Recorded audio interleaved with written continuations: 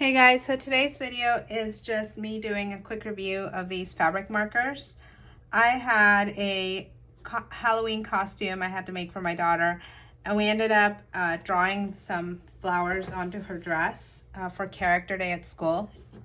We found these pens. They are Tulip Graffiti Chisel Tip fabric markers, and we bought these for $1 on sale at Michael's. So first of all, we kind of loved at first that it looked like a marker, so we figured it'd be easy. And as you can see, it's like drawing with a marker on fabric. And here it looks really nice. I feel like when you're drawing larger images, it's a little bit not as nice because they do tend to fade a little as you use them. But it was nice. But especially with the lighter color, it really is faded. I wish the color and intensity was more, I guess, bright. These, on the other hand, are Decor Fabric, ideal for light and dark fabrics. We also bought these for $1. I don't know if you're supposed to shake them, but there's something in there. If you press down on the tip, more ink comes out, and it's almost like you're painting with paint. Now these we immediately just loved. I mean, look at the difference.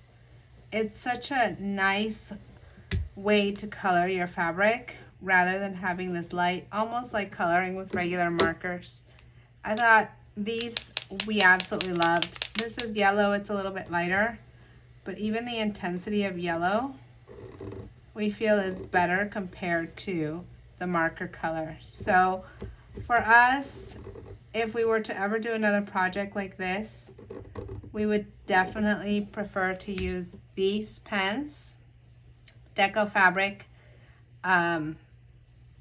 markers. And like I said, they were also $1. So when you are having to do a project to paint something on a shoe or a dress or any piece of fabric, I would prefer these to these.